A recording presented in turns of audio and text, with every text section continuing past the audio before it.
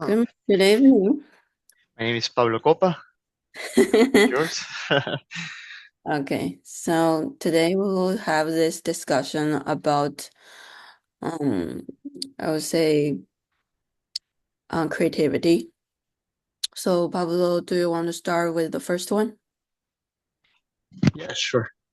So, regarding the first question, which is how significant are creativity and creative problem-solving skills in the context of business? I think that business creativity is like the ability to generate new ideas, solve problems in unique ways, and also, thinking outside the box. For example, it's like a way to approach in a new way or find new solutions Mm-hmm. of, to track problems in a different manner. Mm-hmm. What about you? What do you think? I think for America, I think there's such a capitalism society which promote entrepreneurship a lot. Hmm. Then I think the cornerstone is creativity because I think Americans are known for technology innovation. And technology innovation is a part of creativity, right? Without creativity, the come up with the Apple, Microsoft, Facebook is all comes out as a part of creativity. And like I think lots of times I think when you think about I've seen so many business cases, for example, with Netflix. Hmm. Before they were having the box office, which they have the CDs, and that was the king of that's how you watch a movie, right? But later, because of Netflix, it changed everything. And same thing with Kodak. Before Oh Kodak, yeah, Coda. Yeah, I remember that story too. yeah, Kodak camera was, the king. Kodak is really the king of the world, but because it cannot keep up with the smartphone micro, camera, the company dies. So I think creativity is really the cornerstone of a business and the success of a business. Yeah, I totally agree with that. It's like those new opportunities based on creativity. It Mm-hmm. opens any company, like a new doors, new opportunities in any kind of organization or industry that they are really into. And, Mm-hmm. mhm. So, And yeah, go ahead. but like, why do you think change is both creative and a rational process? So if we talk about, in a context of rational, Mm-hmm. rational, I think it's more into, for example, problems needs to be, I mean, any kind of change needs to be rational because it has to go in one specific direction. Mm-hmm. Okay, like you need to go through steps by steps, Mm-hmm. and you need to make like a framework. Mm-hmm. Sometimes you need to do like a maps, like a maps that will guide your team Mm-hmm. in order to make that change. Mm-hmm. And creative is like I think both of them are connected. At the end of the day, like you need to be also creative to find a new approach, like a new rational process Right. to make that change happen in Right. your organization or team. Right. Right. I agree with you because sometimes changes is the nature of the change is something that you can never find a copy, that you can never find a model just to paste it into it. So Hmm. that's why itself is a creative process, but at the same time, change also has the process of birth, development, and die. So it follows the average developmental stages as well. So that's I totally agree with you. Then it says, so that for the next question, it says determine the theory of creativity, problem solving, and thinking, and describe Hmm. how these work in concern to achieve the creative problem solving process. What do you think about this one? So while I was doing like a research before, jump into the Zoom video with you, I Mm-hmm. noticed that creativity, Mm-hmm. problem solving, and thinking. I mean, all of them work together because all of them are addressing a solution, in a challenge and make Right. something new in an effective way. Exactly. So everything starts always with creativity because it's like at the start point that allows everybody to generate new ideas, and Mm-hmm. then right after that it comes the problem solving. Mm-hmm. Like we're moving forward based on what we found out at the beginning, and to find that connection, and then right after it comes, like a problem solving process, which is like, hey, we have everything we have, we have everything with us, so let's make it happen. Exactly. Like one thing about when same thing when the smartphone camera come out, it will try to solve the problem that not everybody can afford a Kodak camera, which Hmm. were so expensive. And when stuff like Netflix come out, it will try to solve the problem that people may not be able to return the CD on time. So that was like I think what you said just triggered all those so many examples I have, and I remember with the CD Walkman when the CD Walkman transferred from this big ass CD Walkman to this small tiny MP3, it was trying to solve the problem that is not easy to hold, like it's not portable. So many examples with There's smartphones, so many you TVs know as well. Like you used to have exactly, those TVs with the big back on the back, and then Mhm. they become just like a lighter, easy to Exactly. carry on. Yeah, bring convenience to people, solve people's problem in their daily life. Good. Correct. That's good. And Codex is a good example. They they reject this new idea of being innovative, and then Mm-hmm. suddenly that guy went to the Sony company, and Mm-hmm. those guys went from the bottom to the top. Right, right, right, right. Yeah. So I think like you said, the theory of creativity, problem solving, and thinking, they're all connected to each other. They're the cornerstones of everything, I would say, step by step. Hmm. So what And the go which is ahead. also related to the next question, which is pretty much describe the benefits of developing various perspectives to problem solving. Mm-hmm. What we were saying for the last couple of minutes is really goes to that, because it's like everything goes, based on creativity and Mm-hmm. innovation. Like Exactly. by integrating these kind of different points of view, we can generate ideas, different approaches that would not have emerged, if only one way of looking at the problem was considered.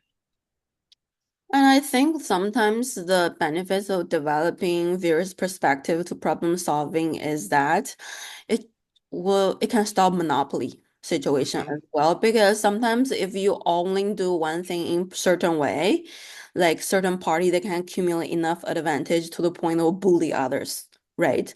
But when you take several perspectives, I would say everybody may have a share of the pie. And that's a way of promoting an equal market as well. And sometimes I feel like when you have various perspectives, you may find out something new, like there may be some new outcomes come out that is unexpected. So one thing that come out of my mind is, I would say, um when people are, I remember they would say the innovation um of the what was that thing? The innovation of this thing, the thing that is you use to wipe out the snow or rain in front of your car, the windshield. The windshield, uh-huh. Yeah. They say the innovation of windshield was actually come out of the this guy, his idea was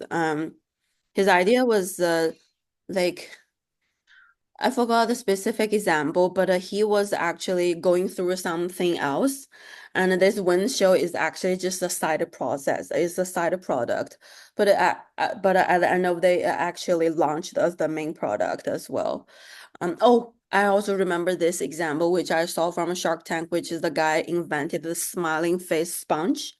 Hmm. So he was initially invented a sponge for car wash, but that thing never taken off, and he has so many. This sponge was stored in his garage until one day he feel like, oh, I'm gonna use it, and then he used it to wash his own car, but it suddenly come out as, oh, why can't I use it to wash dishes?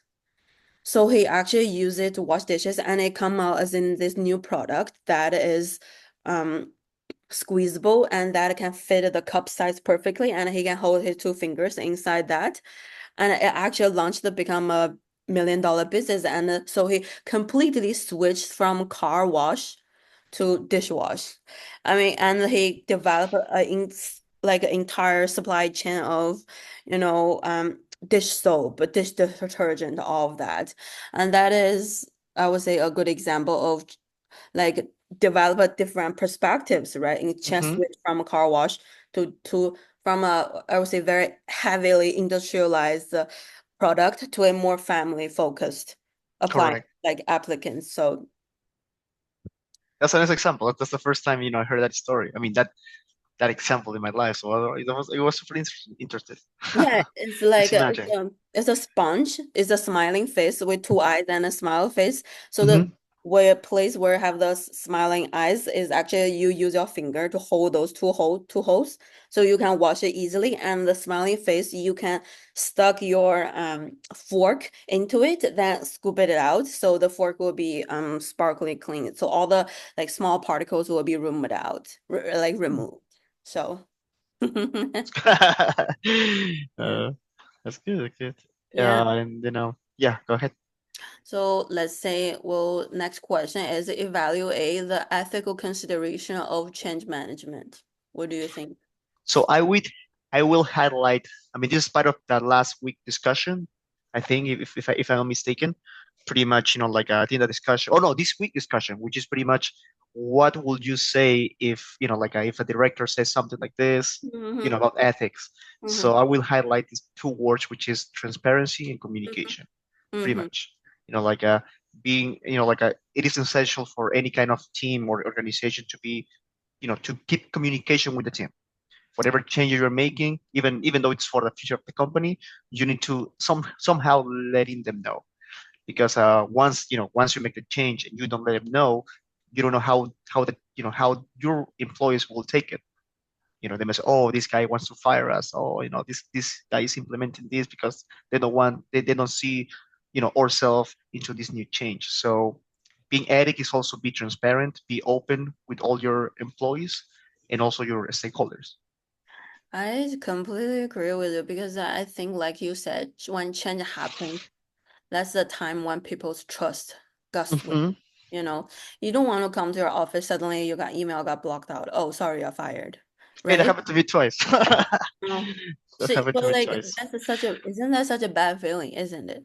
It is a bad feeling. Trust See, me. It is a bad feeling. yeah, and I think, like you said, it's a very critical point when you have the changes, being transparent, tell people why you're here, why are we changing this, why right now this is B, not A. I agree with you. It's a critical point for people to build trust. So they don't take this like a threat, Exactly. they can take this like a new opportunity also for them, because it's like at the end people are making new, like they're implementing new technologies to give you support, Mm-hmm. to help you to improve your efficiency, or sometimes something else. Mm-hmm. And if we don't say this message in a clarity way, we can probably lose our employees. Mm-hmm. So Nice. yeah. And then Yes, and then we last one. what's the last one? Summarize and assess the methods of evaluation of producing ideas. What do you think? So the methods of evaluation for producing ideas. What do you So think? I think the basic one is doing a brainstorming, Mm-hmm. like before, if you want to address a solution, or if you want to go ahead and like and fix something, you need to do a brainstorming, like gather information with your team, be open, be creative as well, like and try to find a lot of alternative solutions just to see what emerges. I remember Steve Jobs says that you have connecting the dots in your life.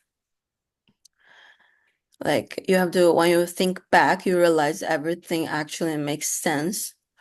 So I think when you're evaluating, so first of all, the first part is producing ideas.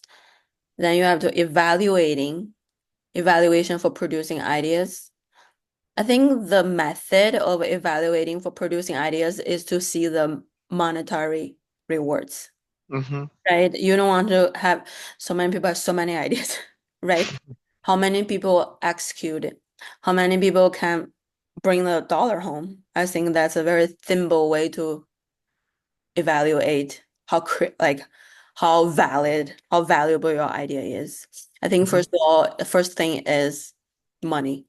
And the second thing is the reality check. Correct. How can you have this idea about how realistic it is that we bring this to the real life? How realistic it is that we can, you know, let people see the results out of it. So first money, second is the reality check, and I think those two things are the main things, but I would say maybe the third one I will bring in is the operational side, but it is also very similar to I think it could be fall into part of reality check. So two part I bring will be money, financial, and the reality. What do you think? I'm agree with that. Totally agree. That's the first time I'm hearing, like those kind of methods, which are Mm-hmm, really like, make sense pretty mm-hmm, much. mm-hmm. If I go into, if, and as I was saying at the beginning, if I jump into more likely the academic structure, like the books and all of that, it really goes back, from a basic structure, and Mm-hmm. then little by little you do evaluations based on the results of the progress that you guys are making. And then, suddenly you will see the results, and the results comes with money, with efficiency, with, you know, hitting the goal, Mm-hmm. like a per department, or it's really up to, yeah, it's really up to the department. It's like if you are customer service, it will be like, okay, hitting the goal of, a lot of 10,000 calls, or, like a improving satisfaction of the client. If you're working in accounting, will be more likely, okay, hitting the goals, in the assets that we're saving per week and per month. So pretty much, goes on into those kind of labels. But yeah, but I'm agree with you. I'm agree with you. Totally agree with you. Why 1G? Money, time, and a reality check. Money, time, Yeah, reality check. Like the I three can really check. part about project management as well. Mm-hmm. Yeah, Correct. at the end of the day, you have to after producing ideas, you have to bring something to reality. So Correct. Did you remember that forum discussion? I don't know if you were there, but it was like a talk, like that Google wants to create the best team, like the best. Yeah, you were there in that course. They want to make the best team, and they start, like hiring the smartest guys in all the department. And then suddenly they didn't see the results that they wanted, and and they then didn't work at it then. yeah, yeah, and then they start like a Cherry taking, picking. yeah, carrying, yeah, and then it went way better. So Mhm. this all the results right after. Yeah. Yeah, I think that's all we have. That's all we have. I don't know if you want to add something else, because we need to do a 4 pages review, right, of our conversation. I think so is to have to write a 4-page reflection on the conclusion we can draw. And oh, we also have to emphasize how different or similar our views are in relationship to creativity. Yes, let's Yeah, talk about, pretty much we're the same. but Hmm. let's talk about leadership, like leadership. How will leadership affect creativity? So, so it says related to I'm leadership not. and a creative solution implementation in the business field. So I would jump into the topic first because that's something that I really want to bring it up because I remember one time you were talking about discussion, you say you will give your subordinate a chance to Hmm. talk about their ideas every week. And I think that was really good. I commented on your post because I feel like because you give them opportunity to come up, to express themselves, to talk about their ideas, that's where you'll nurture the creativity. But I will give you an example. So when I first come to US, I would say the thing that differs for me when it comes to academic learning is that in America, teachers give you more opportunity to speak up, but in China, it's more about I tell you what to do, you just copy paste me, right? And so, and that's a big difference is here. So I would say in that case, teacher is in the leadership position. So I would say, like you said, leadership definitely has a very critical roles there, whether the leader promote it or prohibits the creativity matters a lot. What's your thoughts on this? Before jumping on that, how are you as a manager? How am I as a manager? Yeah. So, Or I mean, do you consider yourself as a leader?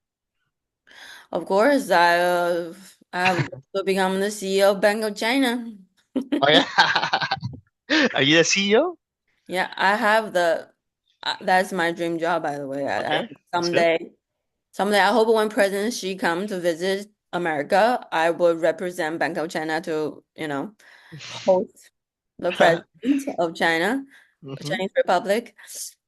So I think I think creative like leadership and creativity is very critical because I've seen lots of managers who have really bad reputation in the industry because they cannot do well with leadership. They take too much control, and lots of times I can see that is now she intentionally try to be mean to people or try to control or bully people, but that's how she is. That's her personality. She may be like the subordinate, you may feel like, oh, she's bullying me. She's being mean to me. She's such a bully. She's such a workaholic. She doesn't know how to talk to people. But maybe that's her personality. You know what I'm saying? Like that's just who she is. She herself is that workaholic. She herself would treat herself that bad. So when it comes to with her subordinate, when it comes to creative solution, they want to have all the control on their work. They don't Hmm. want to, some people, some managers, it also depends on where is your managing manager come from. Is it more about her or his development, or is it about more about your development? Right? If it's more about her and his development, of course, she don't want you and to have any creative. She just want to give you the job, then you finish, done. But if maybe the person is want to be a real manager, they care about your growth, they care about your input, they care about you to bring your career to a next higher level. Then I'm sure that person will give you space to be creative and leave your own mark in the field as well. Correct. I'm totally agree with that. Something you were saying, sometimes, leadership comes together with who you really are. I Mm-hmm. have I work with 5 owners, and one of those owners have a different personality.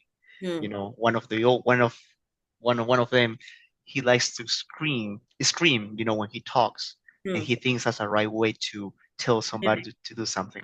Why I have another owner which is pretty, chill, or like a very like a, like he says things straight. Hey, okay, you want to implement a new idea at work? Do it. Because, do it, put it on practice. If you fail, it doesn't matter. Keep going on, because at the end of the day, you're looking for a solution, and I would like to see that solution, be implemented in the job. Mm-hmm. And I'm the manager right now. I have 3 ladies working with me. And at the beginning, I was like, before being a manager, I was really scared of hiring these 3 ladies, because I was thinking, oh no, they're going to cut off my responsibilities. They will, one day, once they learn everything, they will kick me out or they will fire me. But then I noticed that, like their help have improved a lot of my efficiency. And also for a moment I was thinking, oh no, they should follow me, what I say. They should do what I say. But at Mm-hmm. the end, like they come with new ideas, different industries, and now we are doing a lot of things and new stuff. Mm-hmm. Like implementing new technologies, new ways of do projects and leadership. It's be in the shoes of your partner. Okay, like you want to do something, do it. Always open. Nice. So I totally agree with that. Yeah. Yeah, I think that's all I have. I will pause. Should I pause? Should I stop? Yeah, you can pause the Okay. record. So I will pause, then I will send you the recording. Okay? Okay, Wenji. Let me pause first. Yeah, So it's not paused yet.